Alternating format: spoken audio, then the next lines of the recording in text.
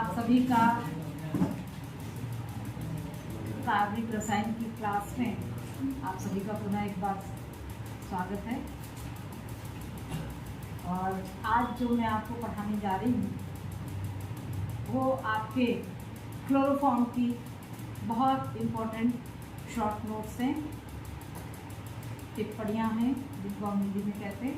तो short note आपको लिखने के लिए आता है और शॉर्ट नोट इस तरीके से आता है कि नाम दे करके कि बनाने की विधि, गुण एवं उपयोग लिखिए। बनाने की विधि, गुण एवं उपयोग लिखिए। तो सबसे पहले हम क्लोरोफॉर्म हेलोएल्केन वाले लेसन में से हम सबसे पहले लेते हैं BHC।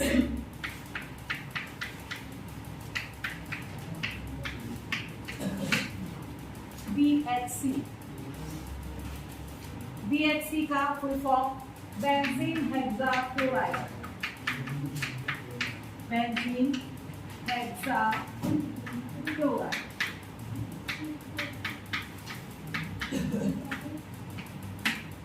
आप सभी जानते हैं कि बेंजीन हेक्साक्लोराइड जो है वह और किन किन नामों से जाना जाता है। बेंजीन हेक्साक्लोराइड को हम BHC 666 और लिंडेन नाम से भी जानते हैं।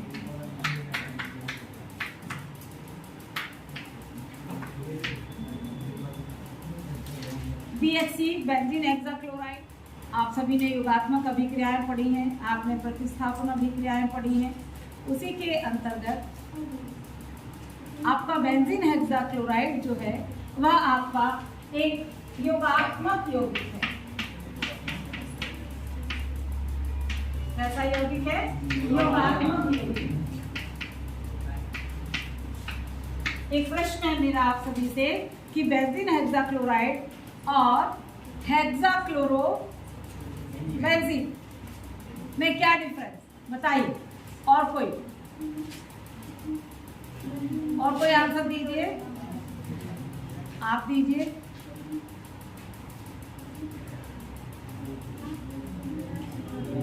Benzene hexachloride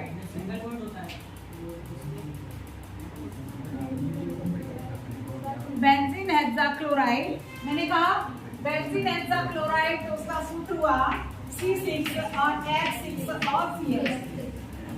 benzene hexachloride C6H6 और Cl6 और दूसरा है सूत्र आपका C6 और Cl6, इसका नाम है हेक्साक्लोरोहेक्सेन।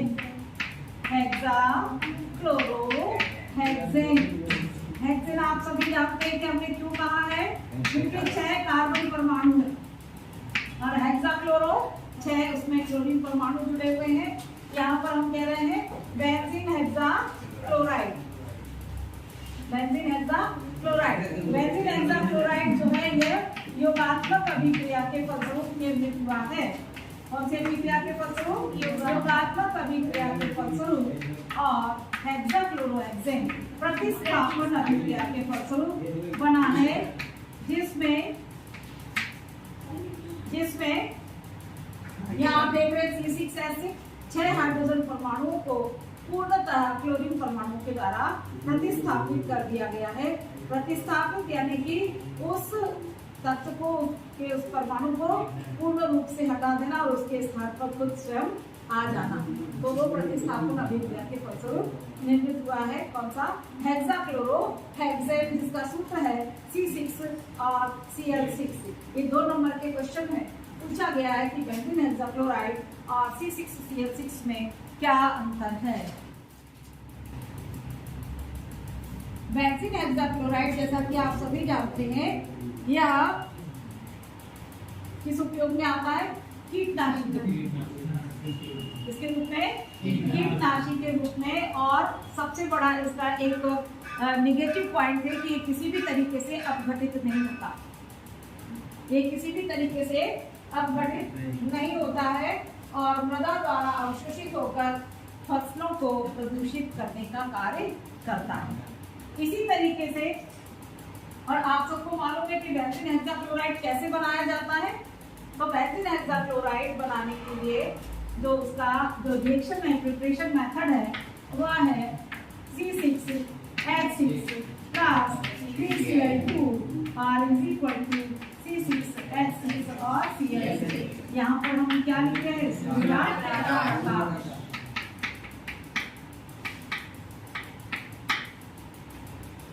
सूर्य का प्रकाश। तो आपने देखा, फिर आपने देखा कि इसको हमने 666 भी नाम दिया हुआ है। तो 666 नाम क्यों दिया गया है? क्योंकि इसमें कार्बन परमाणु भी 6 है, क्लोरीन परमाणु भी 6 है और हाइड्रोजन भी 6 है, इसलिए इसको 666 गैमेक्सिन, लिग्निन और बेंजीन हेक्साक्लोराइड जो है वो चारों चीजें एक ही हैं और ये सब क्या है आपके कीटनाशी। किसके उपयोग में आता है ये? कीटनाशी के उपयोग। इतना समझ में आया सबको? रिएक्शन आपको याद रहेगी। अब इसमें जो है एक सबसे, इसमें एक बार ये भी प्रश्न आया था कि इसकी खोज किसने की, इसकी खोज किसने की? तो इसकी खोज जो है माइकल फैराडे ने की। किसने की है? इसके कई सारे 8 समावेशी हैं लगभग। कितने समावेशी हैं? बताइए, आपने पढ़ा है इससे पहले इसको कि कितने समावेशी हैं इसके? नहीं, इसके कुल 8 त्रिविम समावेशी हैं और इसमें जो है अल्फा, बीटा, गामा, डेल्टा और गामा समावेशी जो होता है वो सबसे ज्यादा स्ट्रॉन्ग प्रबल कीटनाशक है। तो मुझे लगता है कि BHC मैंने आपको अच्छे से बता दिया है। एक बार पुनः बोलूं क्या कि बेंजीन पर क्लोरीन की अभिक्रिया से सूर्य के प्रकाश की उपस्थिति में बनाया जाता है। इसके नाम 666 लिग्निन और आपका गैमेक्सिन है। यह प्रबल कीटनाशी है और यह अपघटित नहीं होता। जैसे DDT हमारी मृदा के लिए बहुत ज़्यादा हानिकारक है, वैसे ही यह भी जो है BHC भी, यह भी अपघटित नहीं होता और ये बहुत हानिकारक प्रबल कीटनाशक है। इसके 8 त्रिविम समावेशी हैं, अल्फा, बीटा, गामा और डेल्टा, और उसमें सबसे ज्यादा प्रबल कीटनाशी हमारा गामा। तो मुझे लगता है हमारा BHC ये कंप्लीट हुआ। अब हम आगे आपको लेकर चलते हैं DDT पर। इसको रब कर दूं मैं?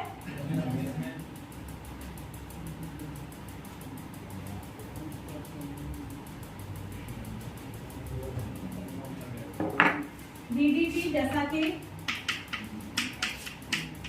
नाम से स्पष्ट है, DDT का फुल फॉर्म आप सभी को पता है, डाइक्लोरो डाइफेनिल डाइक्लोरोइथेन।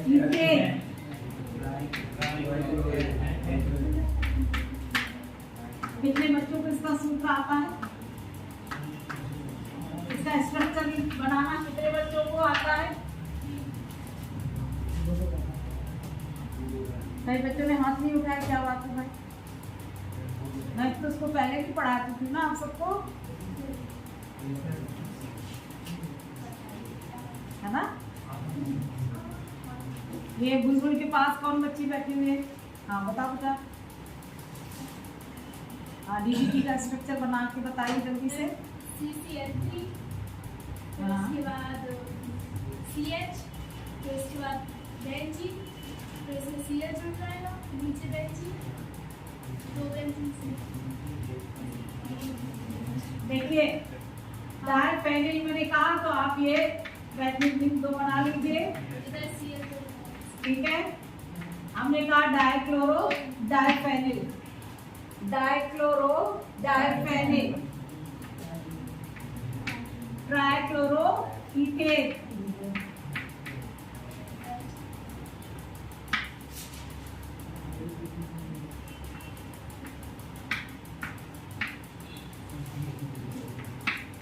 Cl और हो गया। डाइक्लोरो डाइफेनिल ट्राइक्लोरो और 2 कार्बन परमाणु हैं, इसलिए ethane. Dichloro diphenyl trichloro ethane, ठीक है? याद रहेगा? चलिए इसके पश्चात हम चलते हैं इसके बनाने की जो विधि है कि किस विधि से इसको बनाया जाता है। तो बनाने की जो विधि है वह है आपका 2 मॉलिक्यूल्स ऑफ मोनोक्लोरोबेंजीन, या जिसको हम C6H5Cl हम ऐसे भी लिख सकते हैं, है ना? C6 6H5Cl और प्लस हमने लिखा CCl3CHO। क्लोरल, क्लोरल क्या होता है? जिसके फलस्वरूप जो है हमें क्या प्राप्त होता है? DDT। अब मैं बार बार स्ट्रक्चर नहीं बना रही क्योंकि मैं उसको ऊपर लिख चुकी हूँ। फिर मैंने कहा कि DDT जो है वह भी एक प्रबल कीटनाशी है जो कि मृदा को बहुत अधिक प्रदूषित करता है और साथ ही साथ यह भी BHC की तरह या बेंजीन हेक्साक्लोराइड की तरह अपघटित नहीं होता। तो ये लंबे समय तक हमारी मिट्टी में विद्यमान रहता है और हर चीज को प्रदूषित करता रहता है। जो आप सब सुनते हैं कि कैंसर के जो कारण होते हैं वो इन्हीं DDT, BHC जैसे प्रबल कीटनाशियों का जो हम प्रयोग करते हैं और फर्टिलाइजर, जो केमिकल फर्टिलाइजर जो हम यूज करते हैं फसल उगाने के लिए, वो भी कहीं ना कहीं कैंसर पेशेंट्स बनाने के लिए उत्तरदायी होते हैं। आप सबने सुना होगा कि जैसे चंडीगढ़ के आसपास का जो क्षेत्र था, उन्होंने अधिक फसल का उत्पादन लेने के लिए उन्होंने बहुत मात्रा में जो है वो उर्वरकों का उपयोग किया और जिसके फलस्वरूप वहाँ पर कैंसर पेशेंट्स की संख्या बहुत अधिक बढ़ती चली गई। इसीलिए वापस हम पुनः अपनी जो जैविक खाद के ऊपर हम लोग वापस लौट रहे हैं, जैसा कि प्राचीन समय में हुआ करता था जब से रासायनिक उर्वरकों का उपयोग नहीं किया जाता है ना। तो मुझे लगता है कि DDT बनाने की विधि और DDT जो है वो वाइट कलर के पाउडर फॉर्म में पाया जाता है और प्रबल कीटनाशी है। मुझे लगता है कि इतना लिखना आपके लिए पर्याप्त है। तो DDT हुआ, BHC। अब इसके पश्चात हम आपको बहुत इम्पोर्टेंट अगला शॉर्ट नोट जो है उस पर लेकर के चलते हैं, वह है हमारा फ्रीऑन। इसको रब कर दूं मैं?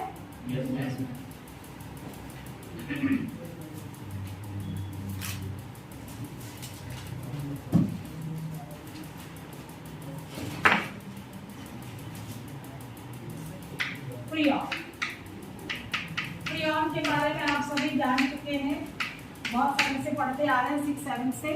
फ्रीऑन क्या होते हैं, इसमें आपकी डेफिनेशन भी है, फ्रीऑन का दुष्प्रभाव भी है, यानी फ्रीऑन का क्या प्रभाव पड़ता है हमारे वातावरण पर, वो भी प्रश्न इसमें आता है, वेरी इंपॉर्टेंट है। तो फ्रीऑन जो है इसकी डेफिनेशन है मीथेन और ईथेन के क्लोरोफ्लोरो मीथेन एवं एथेन या ईथेन जो लिखे आप, एथेन के क्लोरोफ्लोरो व्युत्पन्न, क्लोरो फ्लोरो व्युत्पन्न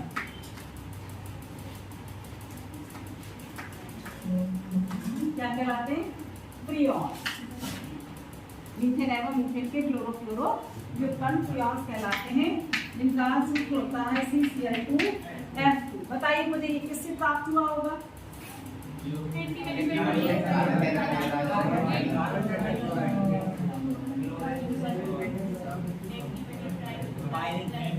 ये किसका क्लोरोफ्लोरो व्युत्पन्न है? मैंने ये प्रश्न किया है आप सबसे।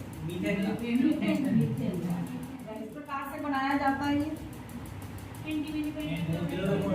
बोलिए रिएक्शन, चलिए आप बोलिए। चलो मैं लिखती हूँ। एंटीमनी पेंटाक्लोराइड की उपस्थिति में, एंटीमनी पेंटाक्लोराइड की उपस्थिति में HbCl5 मैंने लिख दिया। Carbon tetrachloride, carbon tetrachloride CCl4+ Hb HbF3 is equal to HbCl5। आगे CCl2 F2 plus HbF3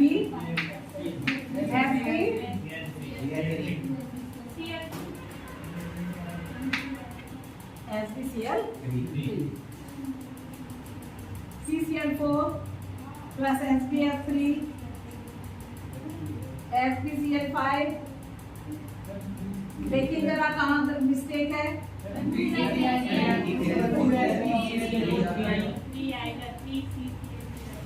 मैं बैलेंस होगी, हाँ बैलेंस करने के लिए बताइए।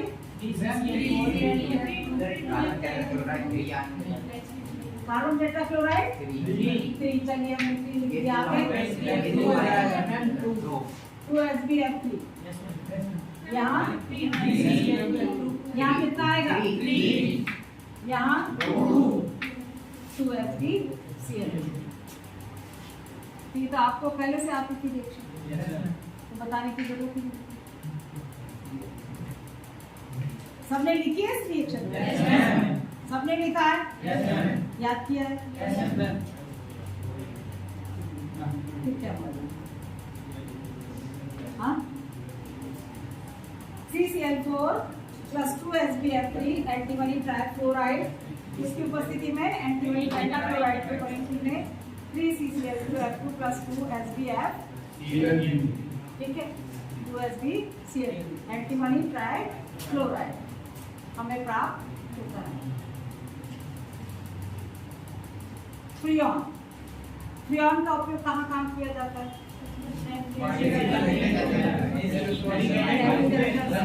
और एयर कंडीशंस में, ठीक है, और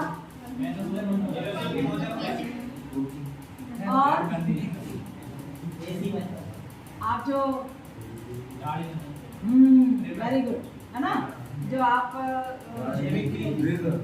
शेविंग क्रीम जो होती है उसमें भी इसका उपयोग होता है। और फ्रियॉन के जो कण होते हैं वो बार बार क्लोरीन मूलक के रूप में वातावरण में स्थायी रूप से विद्यमान होते रहते हैं, और वे ओजोन परत जो होती है, जो हमारे लिए बहुत हमारा रक्षात्मक कवच होती है, तो उसके अणुओं को अपघटित करने का कार्य, उसके अणुओं को अपघटित करने का कार्य करते हैं। फ्रियॉन वेरी हार्मफुल, हानिकारक, समझ रहे ना? तो ये इतना ज्यादा हानिकारक होता है जिसके फलस्वरूप जो है वातावरण में हमारे ओजोन के अणु जो है वो अपघटित होते चले जाते हैं, और जिसके फलस्वरूप आप सब देख रहे हैं कि अंटार्कटिका में है ना ओजोन परत में चित्र जो है वो देखा गया है। ये सब बहुत विषैली चीजें हैं और हमें बहुत इनका जितना कम से कम हम उपयोग कर सके उतना उपयोग करना चाहते हैं, है ना। जब बहुत आवश्यक हो तभी हमें ऐसी चीजों का उपयोग करना चाहिए, अन्यथा हमें हमेशा प्राकृतिक चीजों के उपयोग की ओर सभी को जाना चाहिए, है ना। तो इसके बाद ही आपका ये आपको फ्रियॉन भी याद है। अब क्या रह गया आपका? कार्बन टेट्राक्लोराइड, है ना। अगला चलिए हम अगला आपको लेके चलते हैं आपका कार्बन टेट्राक्लोराइड।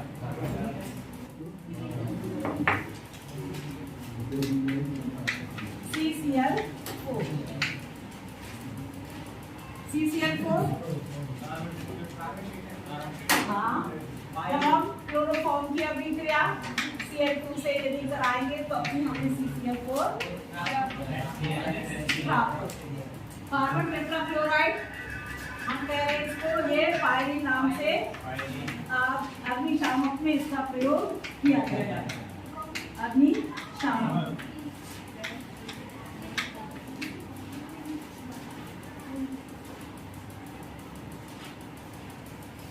कार्बन टेट्राक्लोराइड के साथ साथ कार्बन टेट्राक्लोराइड की जो इम्पोर्टेंट जो प्रॉपर्टीज हैं उसमें आप सभी जानते हैं कि जैसे क्लोरोफॉर्म जो है वो आपका कार्बोनिल क्लोराइड या फॉस्फिन गैस बनाता है ऑक्सीडेशन पर, उसी प्रकार से कार्बन टेट्राक्लोराइड भी अभिक्रिया करके और क्या बनाता है? Carbonyl chloride. कौन सी अभिक्रिया होती, कौन बताएगा मुझे?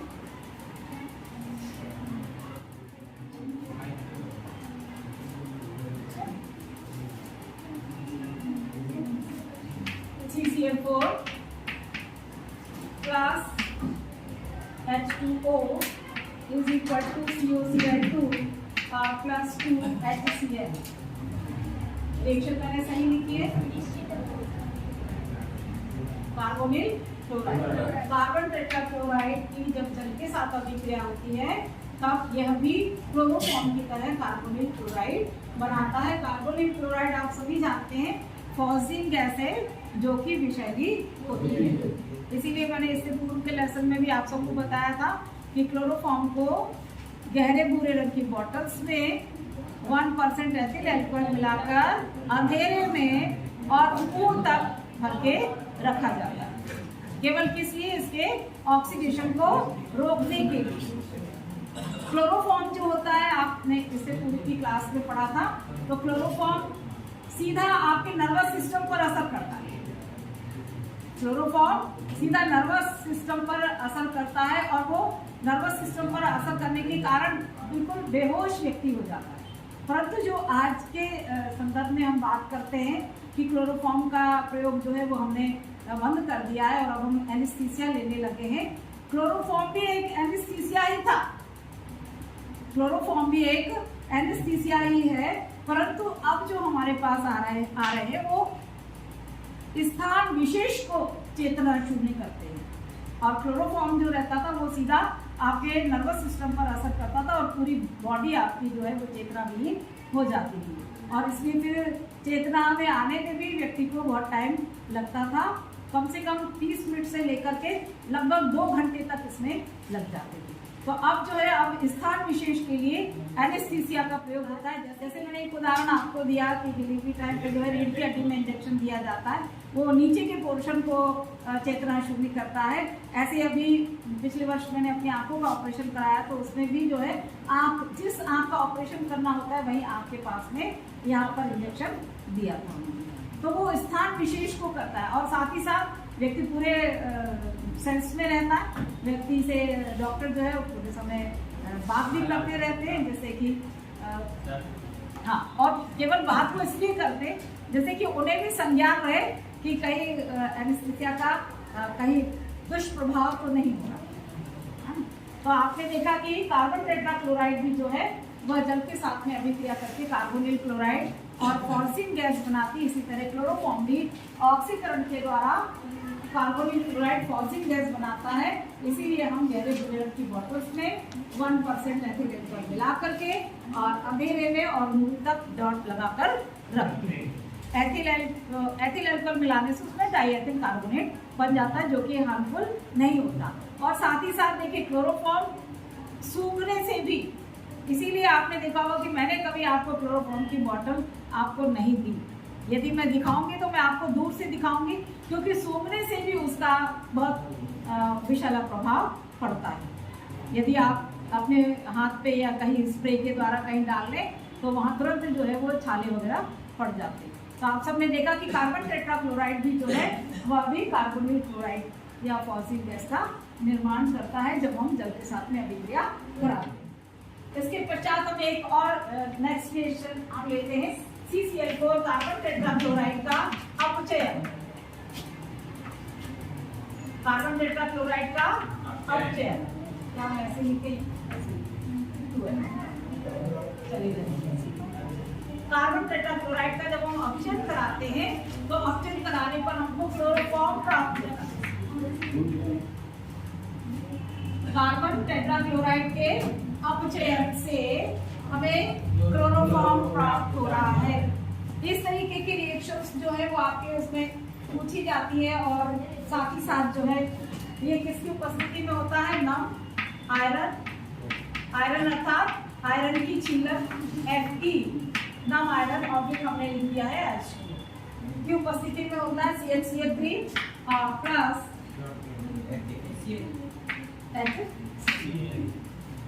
Chloroform plus HCl। तो आप, मुझे लगता है आपको ये दोनों रिएक्शन नहीं पता थी इससे पूर्व, है ना?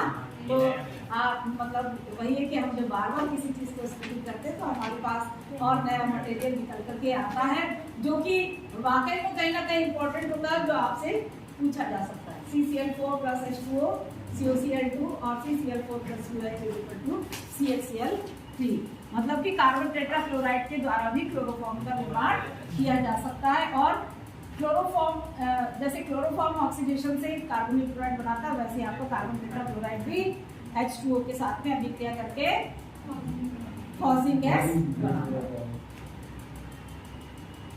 और इसके बाद जो है अगला, बाकी आपने देखा ही होगा कि मैंने क्लोरोफॉर्म की सारी रिएक्शंस आपको पहले इंपॉर्टेंट सारी करा दी है। इसमें आपका ऑक्सीडेशन, नाइट्रेशन, आपका डी हेलोसिनेशन, आपका कंडेंसेशन, है ना, ये सारे रिएक्शंस आप कर चुके हैं।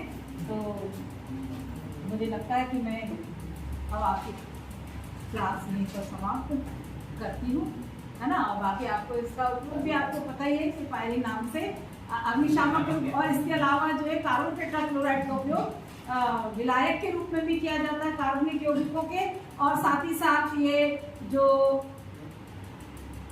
क्या कहता है ड्राई क्लीनिंग में भी इसका उपयोग। आज की क्लास जो है मैं यहीं पर समाप्त करती हूँ। आप सभी को बहुत बहुत धन्यवाद।